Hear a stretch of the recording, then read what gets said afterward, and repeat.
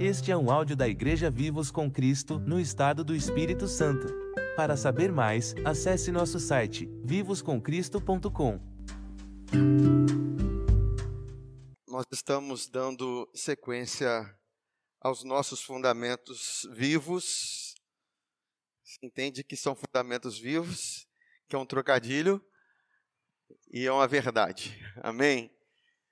Como é importante a unidade no corpo de Cristo, como é importante que os irmãos falem a mesma língua, como é importante que numa casa se fale a mesma língua, que haja a mesma linguagem, que não haja divisões. O apóstolo Paulo fala assim, eu quero que vocês tenham o mesmo pensar, o mesmo sentir e o mesmo falar.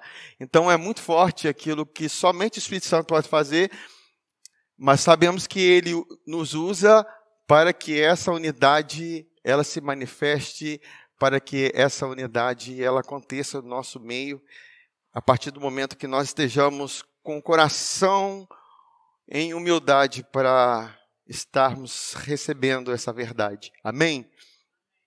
Jesus orou por isso. Ele orou, Pai, eu oro para que estejam um, assim como o Senhor é um em nós.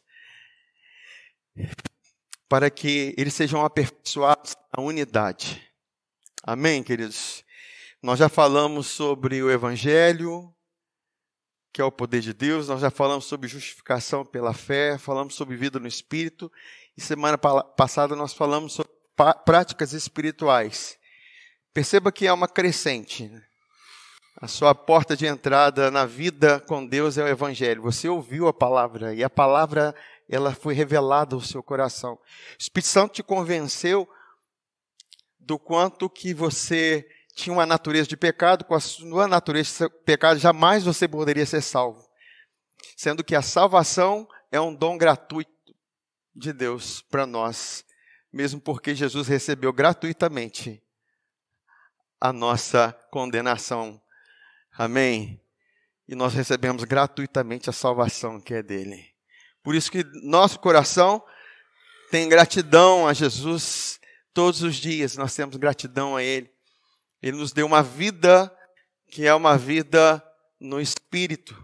E essas práticas espirituais que nós falamos de oração no Espírito, meditação na palavra, adoração, louvor, confissão da palavra e jejum, nós falamos, e o jejum particularmente não deu tempo de falar muita coisa, mas se der tempo eu faço uma incrementação aqui com a graça do Espírito Santo aqui.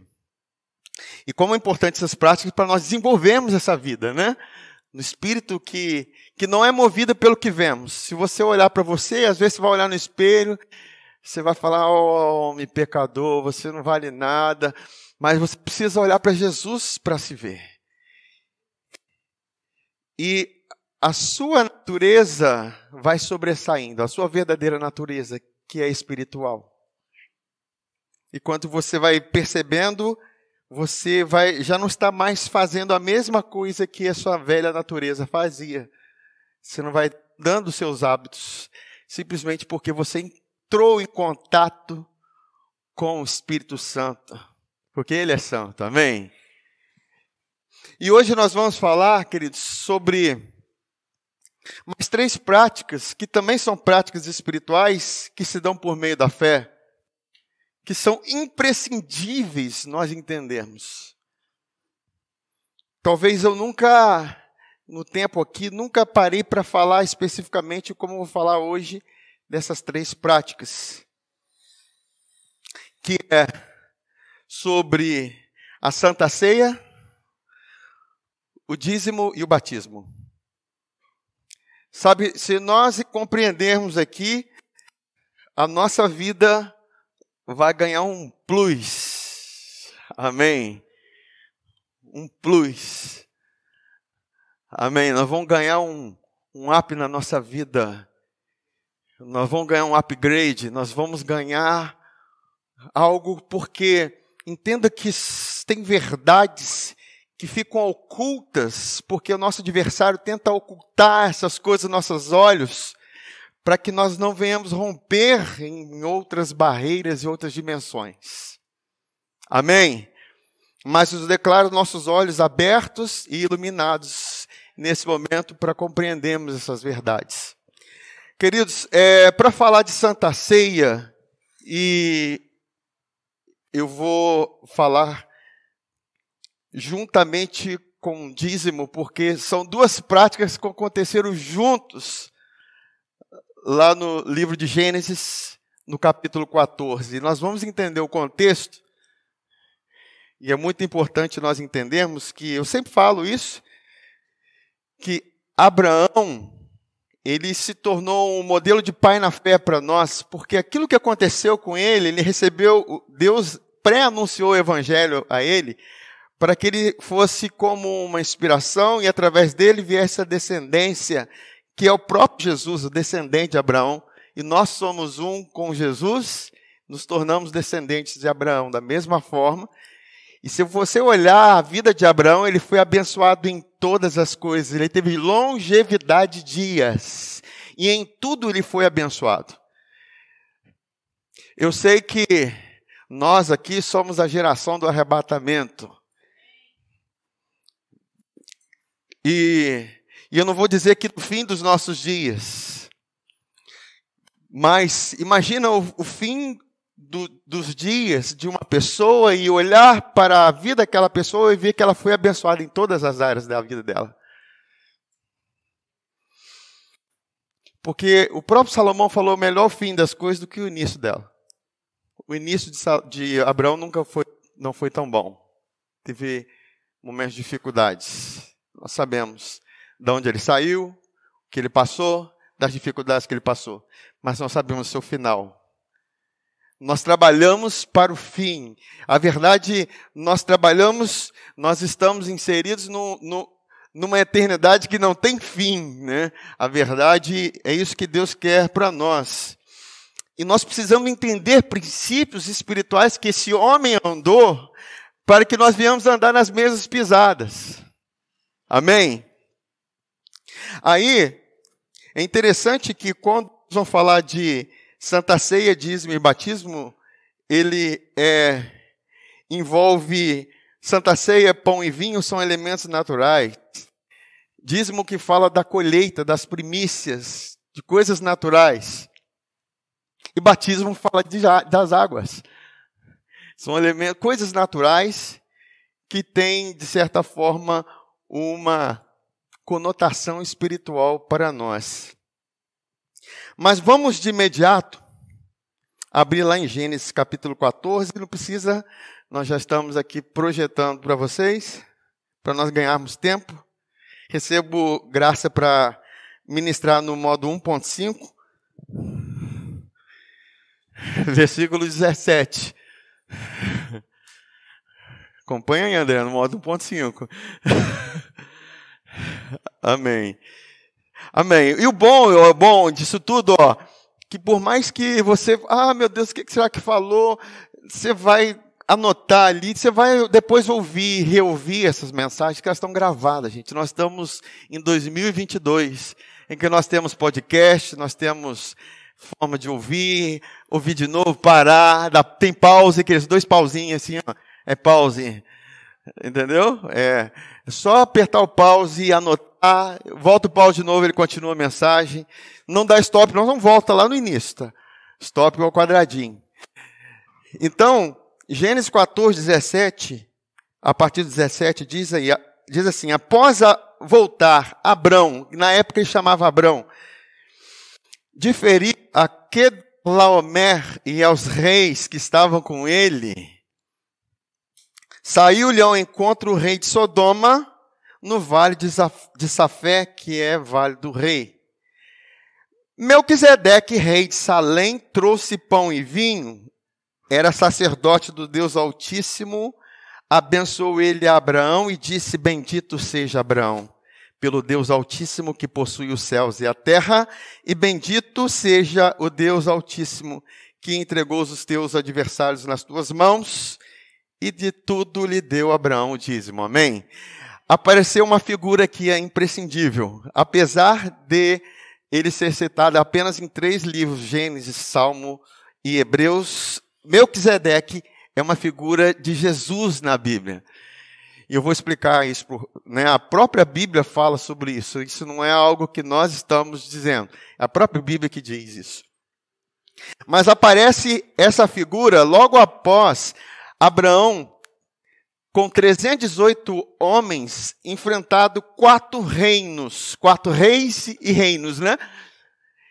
Que acabaram de vencer 5 reinos. Então, você vê a força desses 4 reinos. Eles venceram 5 reinos, e dentre esses 5 reinos estava Sodoma e Gomorra, onde seu sobrinho Ló estava.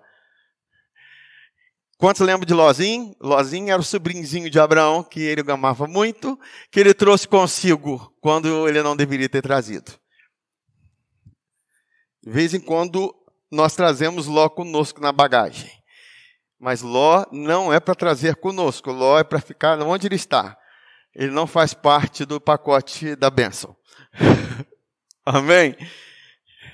Mas enfim, havia um afeto íntimo, um afeto entre Abraão e Ló, e Ló se separou dele e foi morar num lugar muito bonito, Sodoma e Gomorra, e lá estava Ló, depois aprisionado, porque os reis de Sodoma e Gomorra entraram em guerra com esses reis, 4 reis, liderado por Quedorlaomer, e Abraão teve que ir lá lutar pelo seu sobrinho, com 318 homens, contra 4 reinos. Agora pensa, 318 homens, que não aos 300 de Gideão, eram 318 homens, que foram lutar contra esses 4 reinos, e esses 318 homens vencem. E a Bíblia não diz que nenhum morreu. Amém? E nem diz que morreram. Enfim, eu acredito que todos sobreviveram, todos estavam bem. E eles estavam vindo que toda guerra gera um despojo de guerra, sabe?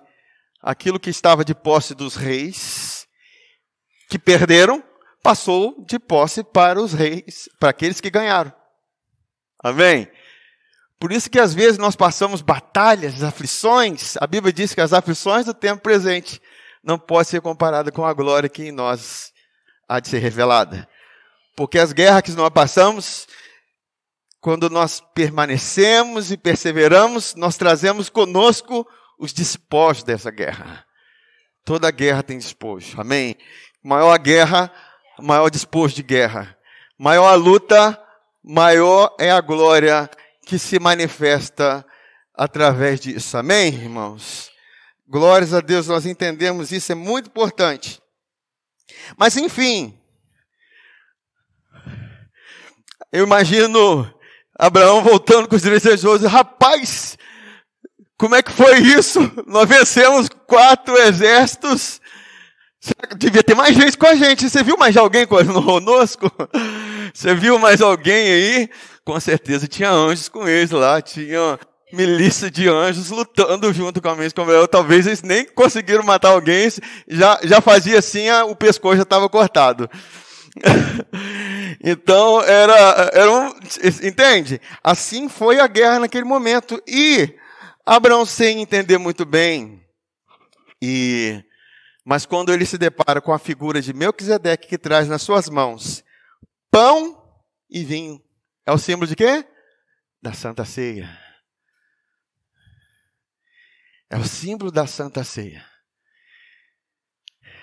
Você vai ver que a Santa Ceia é algo que Deus oferece. Esse é meu corpo que é partido por vós, que é entregue por vós. Meu sangue é derramado em favor de vós. Então esse Melquisedeque, que é a figura de Jesus, alguns era próprio Jesus encarnado, mas o importante é saber que era a figura de Jesus. Veio e fala com Abraão. Ele fala,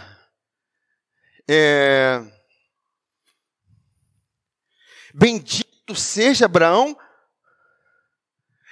pelo Deus Altíssimo que possui os céus e a terra, E bendito seja o Deus Altíssimo que entregou os teus adversários nas tuas mãos. Aí caiu a ficha de Abraão. Realmente, não foi nós, né? Não foi nós que ganhamos a batalha com o nosso muque, o nosso treinamento. Nós ganhamos porque o Senhor entregou, presta atenção, o Senhor entregou os adversários nas nossas mãos.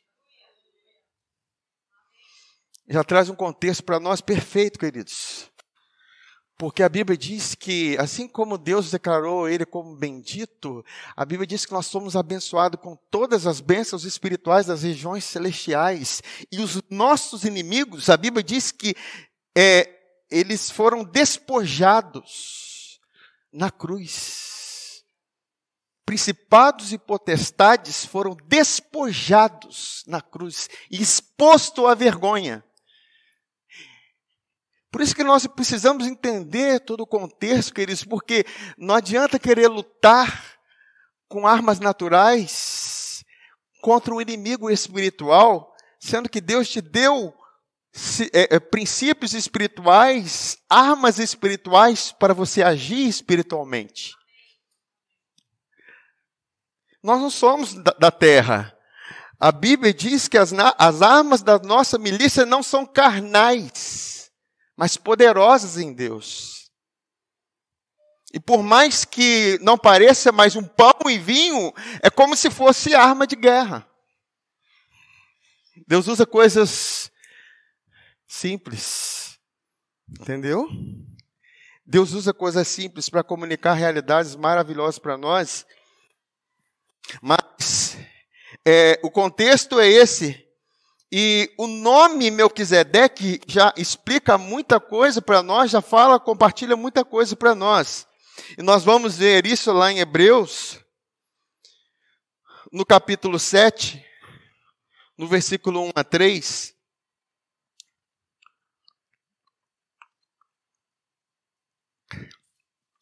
Que aí nós já fizemos saímos lá de Gênesis, e ele vai citar sobre esse Melquisedeque lá em Hebreus, lá na Nova Aliança. Percebam que em Gênesis, a lei não havia sido dada. Então a Santa Ceia, o dízimo, vieram antes da lei, amém? Aí vamos perceber aqui, porque este Melquisedeque, rei de Salém, sacerdote do Deus Altíssimo, que saiu ao encontro de Abraão, quando voltava da matança dos reis, e o abençoou. Quem abençoou? Foi Melquisedeque. Para o qual também Abraão separou o dízimo de tudo. Primeiramente se interpreta rei de justiça. Então esse Melquisedeque se interpreta como rei de... O nome Zedeque, nós até falamos isso, se eu não me engano, no segundo módulo, sobre justificação ou justiça, que é Zadak. Melquisedeque, que é justiça. Ele é rei, Melqui é de rei e Zedeque é de justiça. Então, ele é o fornecedor da justiça. Porque justiça para nós é uma dádiva. Eu não tenho justiça própria. A justiça que eu recebo é fornecida. É uma dádiva. Porque eu não tenho condição de reinar com a minha justiça própria. Eu só posso reinar com a justiça que Deus me fornece. Amém? E a Bíblia diz, em Isaías 32, já não vamos entrar aqui, que o efeito da justiça é paz. Então, a justiça que Deus me fornece, ela me fornece também com paz. E a paz não significa apenas tranquilidade, serenidade. Ela vai muito além, significa shalom, é plenitude, é abundância. Entende? É uma palavra completa. Ela vem carregada de cura, ela vem carregada de prosperidade. E por esse Melquisedeque ser rei em Salém, e Salém é a antiga Jerusalém, que é hoje Jerusalém, que vem de Salém, que significa paz. Shalem. Shalom. É paz. Amém? Pouquinho de grego e hebraico aí para vocês estudarem. Amém? Então ele continua falando, depois também é rei de Salém, ou seja, rei da paz. Sem pai, falando de Melquisedeque, sem mãe, sem genealogia, que não teve princípio de dias, nem de existência, entretanto, feito semelhante ao Filho de Deus. Permanece sacerdote perpetuamente. Aleluia, queridos. É muito importante nós entendermos a figura de um sumo sacerdote para uma nação. Ah, mas Abraão não era nação, ele não era nação, não, ele era pai de muitas nações. Era um homem ali, mas carregava uma nação. Amém? Nós carregamos uma nação, queridos. Dentro de nós tem uma nação. Amém? E nós cremos nisso. Então nós precisamos entender nessa verdade que Melquisedeque, o Salém, o Jerusalém ia sair de dentro de Abraão. O povo judeu ia sair de dentro de Abraão. E a figura do sumo sacerdote para um povo é de mediador. É assim, é o mediador segurando na mão de Deus e segurando na mão do povo, sendo mediador. Amém? Então, se o sumo sacerdote é fiel, a bênção passa, flui, a proteção flui, a graça flui. Se o sumo sacerdote é infiel, vai haver travamento. Se não tem bênção de Deus, vai ter derrota. Assim aconteceu muitas das vezes com o povo de Israel. E um fato bem claro aconteceu com o sacerdote Eli, que eu volto e me falo com vocês, que não era um sacerdote fiel. E nesse período os filisteus deitavam e rolavam sobre a nação de Israel, saqueando a vida deles, saqueando os despojos deles, saqueando a colheita deles. Então era muita destruição que havia naquela época. Por quê? Por causa do mediador que não era fiel. Mas até que nasce um Samuel que é colocado, que é posto no lugar de Eli, logo após seu falecimento. E a Bíblia diz que todos os dias de Samuel, os filisteus não chegaram perto de Israel. Amém? Então, essa é a figura de um sumo sacerdote para nós, para uma nação. Amém? Então, entender isso é muito importante. E eu vou falar aqui, nós já entendemos a respeito de Melquisedeque um pouco, e esse assunto é importantíssimo, queridos. Você não ouve muita pregação sobre isso. Melquisedeque, Abraão, pelo menos no meu tempo era escasso, eu procurava, e não tinha também muito Google, né? Eu não vou entrar muito nesse aspecto, senão vocês vão achar que eu sou muito antes da internet. Então, esse assunto é imprescindível. O próprio Hebreus capítulo 5, ele falou assim, eu queria muito falar mais dessas coisas, mas vocês se tornaram tardios em ouvir, e vocês passaram a ter necessidade de leite, e não de alimento sólido, porque se tornaram tardios em ouvir. Então, que haja em nós um desejo de crescer e avançar nesse assunto, nesse aspecto, amém? Porque esse é um assunto para pessoas que querem amadurecer e querem se tornar maduras na fé. Aí, vamos entender então o contexto. Esse Melquisedeque vem, traz pão e vinho, fala que Deus abençoou Abraão, que entregou os inimigos nas mãos dele, e Abraão, em expressão de gratidão, deu o dízimo dos despojos. Certo? Mas enfim, vamos ver o contexto de pão e vinho sobre os símbolos da ceia. E nós sabemos que a ceia, ela anuncia a morte do Senhor. Queridos, a morte do Senhor foi onde ele consumou toda a sua obra, na cruz. Quantos sabem que Jesus morreu numa cruz?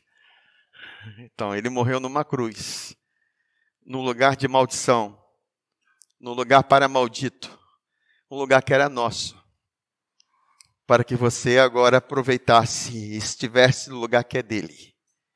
Amém? Esse é o lugar que Deus nos colocou nele. Amém? Agora, na cruz nós estávamos nele. Nós precisamos entender, queridos, negar a si mesmo é você negar. Não, eu não tenho como salvar minha vida. A minha vida foi salva por um Salvador. Não foi salvo por mim. Não foi salvo pelas minhas obras. Não foi salvo porque nem bondade eu tenho direito. Foi salvo por causa de um Salvador. E é uma dádiva, é um presente a salvação. Isso é negar a si mesmo. Isso é tomar a cruz. Isso é ir após ele, porque quando eu tomo a minha cruz, eu vou para a morte dele e vou para a ressurreição dele. Amém? Glória a Deus. Então, o que nós temos nos elementos da ceia, nós temos uma obra consumada. Que a Bíblia diz que a ceia anuncia a morte do Senhor. Queridos, muito importante isso. Agora, lá em 1 Coríntios capítulo 11, versículo 23 a 25, o apóstolo Paulo, ele vai falar a respeito da ceia. Ele fala assim: porque eu recebi do Senhor o que também vos entreguei. Você vê que a ceia é algo que você recebe, como Melquisedeque ofereceu pão e vinho. Amém? Aí, que o Senhor Jesus, na noite em que foi traído, tomou o pão e tendo dado graça. Você viu que ele tomou a ceia e num lugar sombrio, num lugar de dor, num lugar de traição e de noite. Então, na noite em que foi traído, tomou o pão e tendo dado graças, o partiu e disse: isto é o meu corpo que é dado por vós. Fala assim: meu corpo que é dado por vós. Amém. Fazei isto em memória de mim.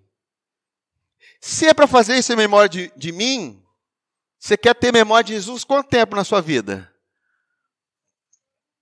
Todo dia? Amém? Então não existe uma regra para dizer, é só o último domingo ou o primeiro domingo. Queridos, quanto mais memória de Jesus, mais minha memória vai ser abençoada. Amém? Aí diz aqui, olha, fazei isso em memória de mim por semelhante modo, depois de haver ceado, comido é comida, amém? Tomou também o cálice, dizendo: este cálice é a nova aliança. No meu sangue, fazei isto todas as vezes que o beberdes em memória de mim. Porque todas as vezes que comerdes esse pão e beberdes o cálice, anunciais a morte do Senhor até que ele venha. Em Mateus 26, 28, não está ali no script, mas diz assim: porque isto é o meu sangue, o sangue da nova aliança, derramado em favor de muitos para remissão de pecados. Perceba que o sangue, ele tem um objetivo. O sangue derramado é para remissão dos pecados. O meu perdão está no derramamento do sangue. Quando eu estou tomando o cálice da nova aliança, do sangue de Jesus, é porque eu estou recebendo o perdão de pecados, porque eu creio no perdão de pecados que o sangue me promoveu. Eu sou plenamente perdoado através do seu sangue. Amém? Entender isso é importante. Agora, nós vamos falar a respeito do corpo um pouquinho. Porque é o sangue e o corpo e o sangue, o pão e o vinho. O que acontecia com a igreja em que o apóstolo Paulo estava ministrando a ceia em 1 Coríntios capítulo 11? E a ceia lá, queridos, não era um pedacinho de pão, era comida mesmo, com pão, assim, comendo pão à vontade, né? Rasgando o pão. Só que o povo vinha, né, para esses momentos e pá, na comida, uma comilança desordenada, desenfreada. Eles não estavam discernindo o corpo do Senhor. Eles não estavam discernindo a importância disso. Então, apóstolo Paulo fala assim, gente, vocês não têm comida em casa? Sério, ele falou isso. Vocês não têm comida em casa? Porque um come na frente do outro e é uma coisa, e uns estão comendo demais, outros de menos, e era uma bagunça, queridos, e que estava acontecendo na ceia do Senhor. Mas era pão. Jesus falou que o povo de Israel comeu o maná, o pão que desceu do céu, mas ele disse, eu sou o pão que desceu do céu, porque o povo que comeu o maná morreu, mas aquele que comer do pão que eu lhe der, esse viverá. Amém, queridos? Agora vamos entender mais. Por que era tão importante discernir o corpo? Porque ele diz aqui, tá, eu não destaquei aqui, mas está aqui em 1 Coríntios capítulo 11, que o apóstolo Paulo falou, vocês não estão discernindo o corpo, e por causa disso há muitos fracos, doentes e muitos que morrem. Entendeu? O que ele está dizendo? O que ele está querendo dizer isso conosco? Se você come discernindo o corpo, a fraqueza vai embora, a doença vai embora e a morte vai embora. Aí você vai dizer assim, pastor, nós somos Highlander, então? Queridos, nós vivemos pela fé. Eu recebi longevidade de dias. Cada um recebe o que crê do Senhor. Uns creem que pode ser rejuvenescido, outros creem que não. Eu creio que sou. Eu estou voltando aos dias da minha juventude. Amém? Pode parecer que não, mas estou. Amém, gente? Vamos lá, gente. Retorne aqui para a gente discernir o corpo do Senhor. Porque se você não discernir o corpo do Senhor, você não vai aproveitar isso. Amém, gente? Vamos lá. Quieta aí, gente. Quieta a alma aí, ó. Então, o povo estava comendo desenfreadamente. Aí, eu abro um parênteses, um aspas. O jejum, queridos. O jejum é para esses momentos mesmo. O jejum é para você que está fazendo a comida sua fonte de alegria e prazer. Mas a Bíblia diz, alegrai-vos no... Outra vez vos digo, alegrai-vos no Senhor. Seja a vossa vida sem ou com moderação. Porque perto está o Senhor. Em Mateus capítulo 9 diz assim, olha, perguntaram para Jesus, os discípulos de João jejuam, os fariseus também, mas os seus discípulos não jejuam. Por quê? E Jesus falou, olha, podem os convidados da festa estarem tristes enquanto o noivo está presente? A questão é, estar triste é como se estiver jejuando. Agora, a presença do noivo é a verdadeira satisfação. A presença dele, discernida, é a motivação da alegria. Não é a comida, não é a festa. Entendeu? Porque a festa sem o noivo é tristeza. A festa sem Jesus pode ter até uma alegria momentânea. Você come, tem aquela satisfação, mas depois da azia. Depois da piriri. Ai, meu Deus, falei. Depois edita essa parte. Então, da depressão, da angústia, enfim, queridos. Porque, olha só, deixa eu falar uma coisa. Deixa eu falar uma coisa para vocês, queridos. Isso é sério. Cara, eu penso que Deus tem nos chamado para um tempo de jejum, tá? Se a comida é motivação de prazer, alegria em nossas vidas, nós precisamos rever isso. Mas voltando lá para a Santa Ceia, que fala de comida também, e tem um vínculo com isso.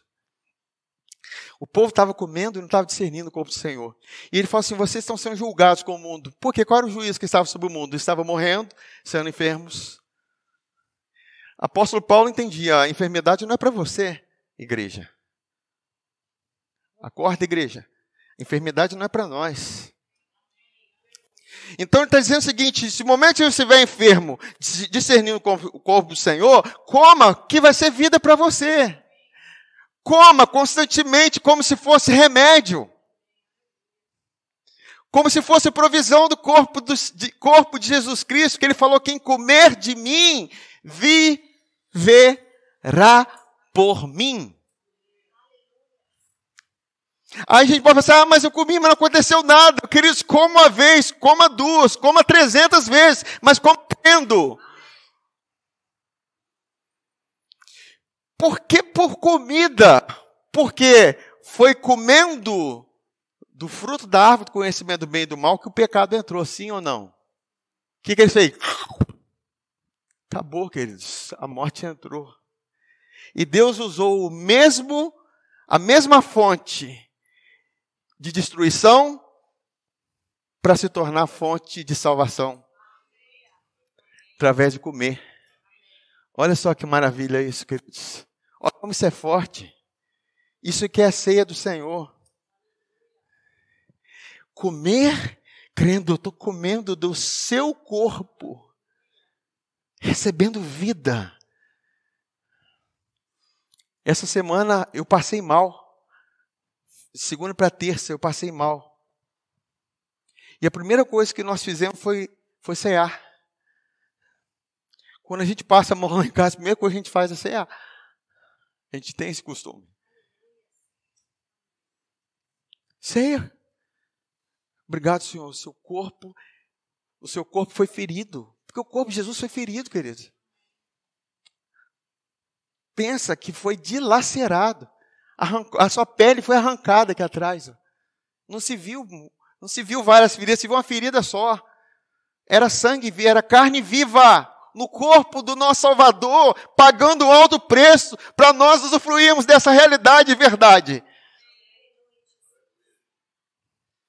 Por isso que nós já declaramos que toda enfermidade no nosso meio está banida. No nome de Jesus. Nós precisamos receber isso pela fé, que nós vivemos por fé e não por vista. Ah, mas o médico falou, tudo bem, acredita no seu médico, eu vou acreditar no médico dos médicos. Eu vou acreditar no Jeová Rafá. Eu vou acreditar naquele que pagou a vida por mim. E você vai percebendo que a provisão sempre está ligado cura e perdão. Perdão e cura. O salmista diz, bendize a minha alma, Senhor, e não se esqueça de nenhum dos seus benefícios. É Ele quem perdoa todas as nossas iniquidades e que sara todas as nossas enfermidades. Você vê? Sangue e corpo. Está tudo ligado. A redenção envolve cura para o seu corpo e perdão dos pecados. Por isso que é tão importante isso. Ceia para nós é um lugar, um momento de festa, de manifestação da glória de Deus nas nossas vidas. Por isso que quando o apóstolo Paulo estava ministrando, ultrapassou meia-noite, o irmãozinho caiu lá do terceiro andar, e como morto, ele foi lá, abraçou e continuou o culto. Vamos, gente, daqui a pouco vamos partir o pão, que o importante era partir o pão. Era o pão. Porque ele sabia que tinha milagre. ao comer do pão. O irmão ressuscitou depois. Queridos, isso vai se perpetuar no nosso meio de tal forma. E eu declaro isso no nome de Jesus. Essa é uma verdade muito gloriosa para nós desperdiçarmos. E Satanás tenta cegar os nossos olhos. Mas, bem, nossos olhos estão sendo abertos. Amém? E olha só, aí... Sim. Porque, olha só, quem que tem que participar da ceia? Quem que ministrar a ceia? É você mesmo. É o que você crê. Né? Porque foram colocadas muitas limitações no meio religioso, que é só a autoridade eclesiástica que tem que fornecer a ceia, o pão. E está falando para os discípulos do Senhor. Todos nós ficamos em pé de igualdade na sua justiça. Amém? Todos nós ficamos a mesma pessoa em Cristo.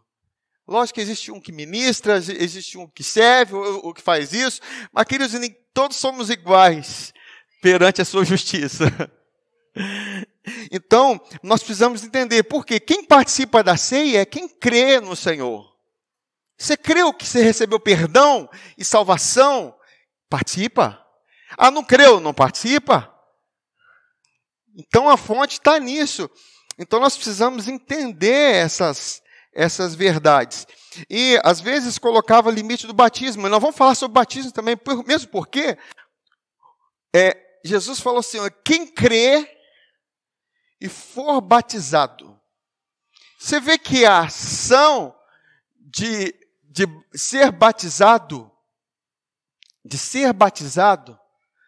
veio antes do crer. Amém? Então, eu só posso crer depois que eu ouço a palavra. E nós não batizamos crianças porque crianças não têm discernimento de fé. Amém? Então, o batismo que nós fazemos é porque nós batizamos pessoas que creem que morreram com Cristo e ressuscitaram com Ele. Amém? Que creram na obra da redenção. Mas nós vamos entrar na questão do batismo, que é outro assunto importante para nós. Mas, só para a gente concluir, em 1 Coríntios 11, 33 e 34, aí ele vai finalizar. Ele falou assim, eu recebi do Senhor, eu tomei, né, vocês vão tomar o pão, o cálice. Aí olha como que ele começou antes o assunto da reunião que eles estavam comendo sem moderação, estavam desordenados. Aí ele fala assim no versículo 33 e 34, assim, pois, irmãos meus, quando vos reunis para comer, esperais uns pelos outros. Se alguém tem fome, coma em. Se alguém tem fome, coma em. A fim de não vos reunirdes para juízo. O que está dizendo o seguinte? Você desperdiçar a provisão de cura para vocês. Porque se você despreza a provisão de cura, você está desperdiçando. Você está sendo julgado com o mundo está sendo julgado com a enfermidade. Nós precisamos ter esse discernimento mais claro quanto a isso. Amém, queridos? Aí, quanto às demais coisas, eu as ordenarei quando for ter conosco.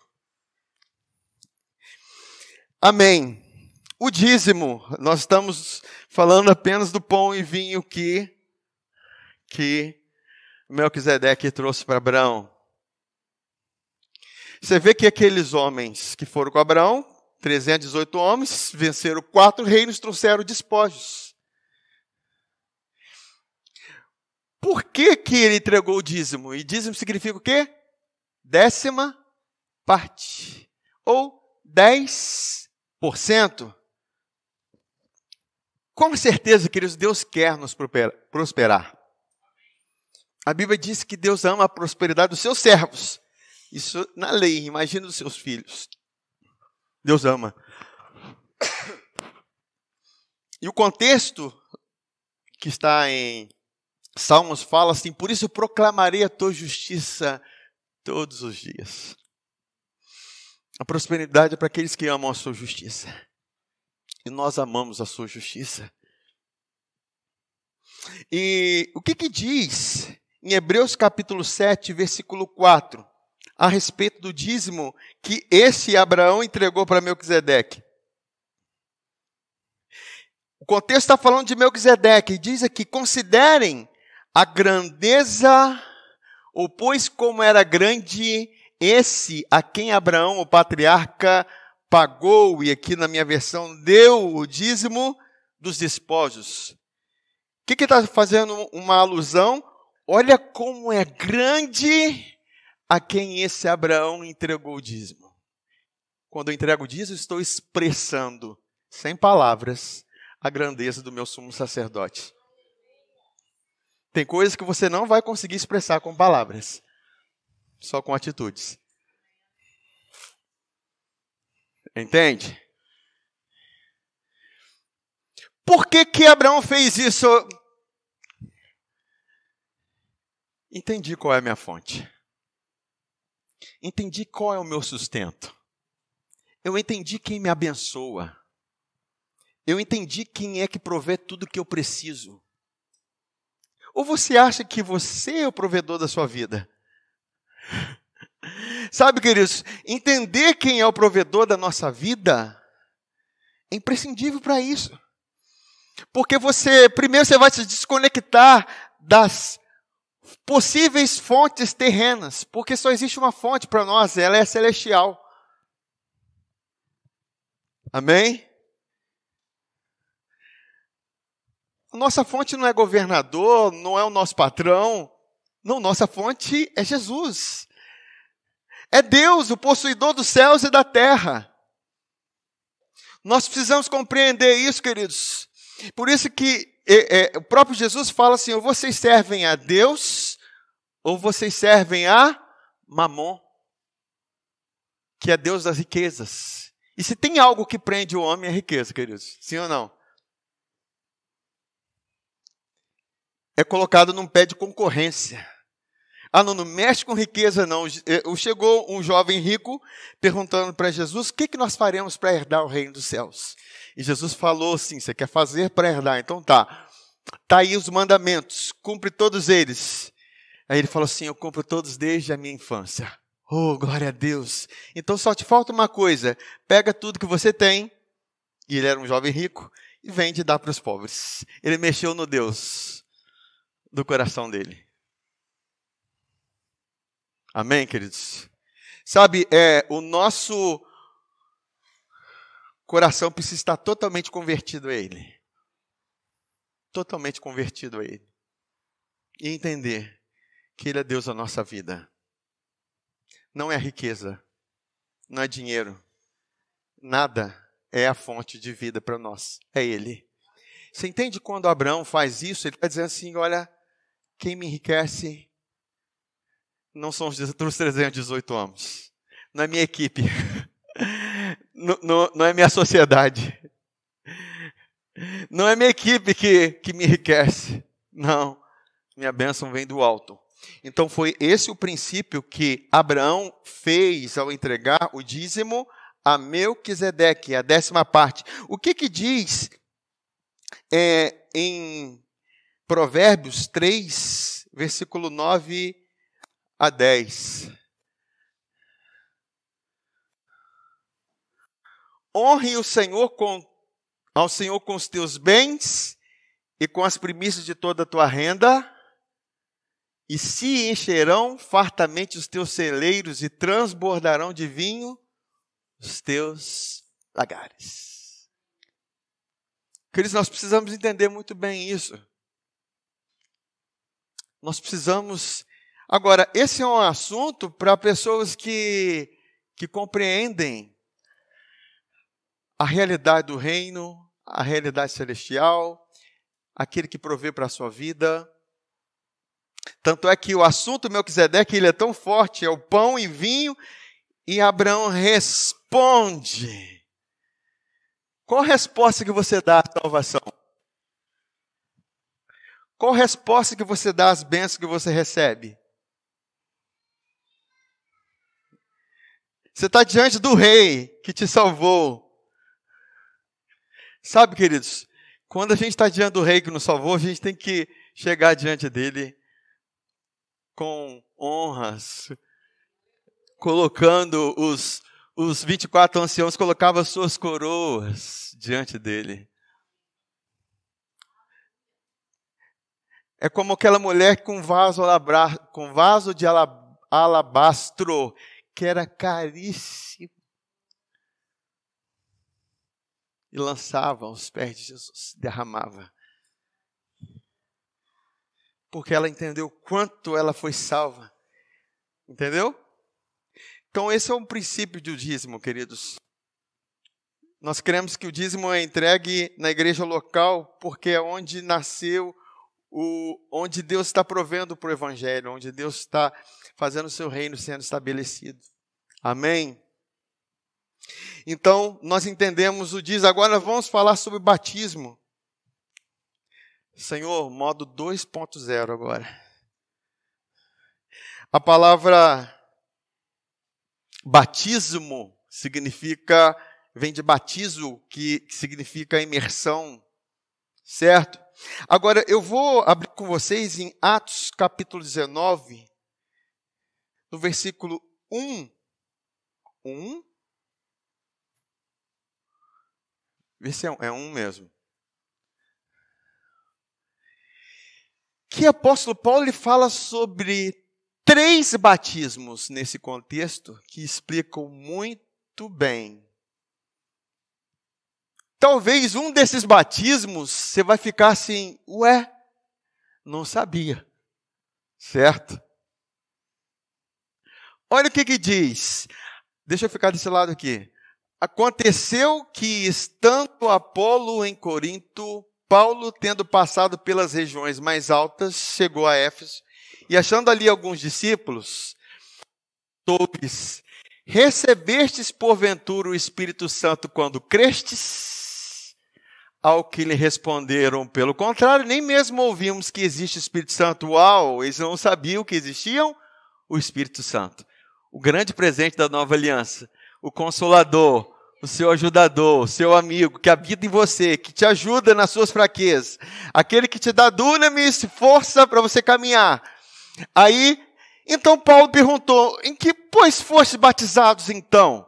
Responderam: no batismo de João. Aí ele fala assim: disse-lhes Paulo: João realizou o batismo de arrependimento, dizendo ao povo que cresce naquele que vinha depois dele, a saber, em Jesus. Entenda que João estava batizando na época antes de Jesus morrer, ressuscitar. Ele estava batizando como símbolo de purificação, para que eles viessem crer naquele que haveria de vir. Queridos, aquele era o batismo daquela época. O nosso batismo é o que vai ser a seguir. Tanto é que ele foi batizado. Era o batismo na época da lei. Jesus foi batizado nesse batismo, porque Jesus estava debaixo da lei. Aí continua. Eles, tendo ouvido isso, foram batizados em nome do Senhor Jesus Cristo. Foram batizados de novo. Não de novo, no batismo de Jesus Cristo. Que é esse batismo de Jesus Cristo? Não vamos abrir, mas Romanos capítulo 6, versículo 4 diz que nós fomos sepultados com Cristo no batismo, na morte, sepultados com Cristo na sua morte, pelo batismo. E esse é o batismo de Jesus. É o batismo de sepultamento do velho homem. Para que assim como Cristo foi ressuscitado pela glória do Pai, que é o Espírito Santo, assim andemos nós em novidade de vida. Por isso que ele perguntou: qual batismo que vocês foram batizados? Porque o batismo de Jesus, ele é o sepultamento do velho homem, mas é a ressurreição do novo homem pelo Espírito Santo. É o sepultamento do velho homem, mas com com o poder da ressurreição operante.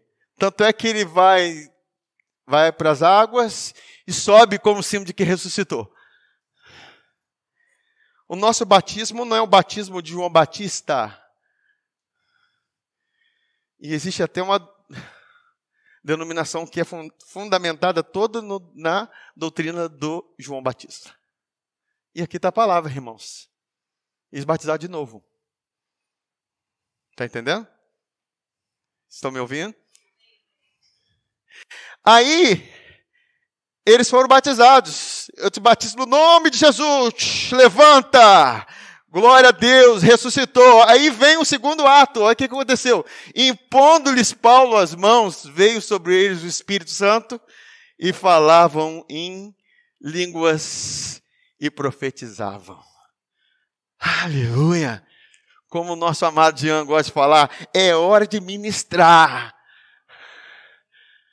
Declara sobre o cidadão ressuscitado, receba o Espírito Santo, fale em outras línguas. Eu declaro você liberto, um novo homem, em nome de Jesus. Porque você está revestido de Cristo. Esse é o batismo de Jesus, finalizado com o batismo do Espírito Santo. Vocês estão entendendo os 3 batismos? Ué, eu achei que eu fosse batizado no batismo de João Batista, então eu vou ter que te batizar de novo.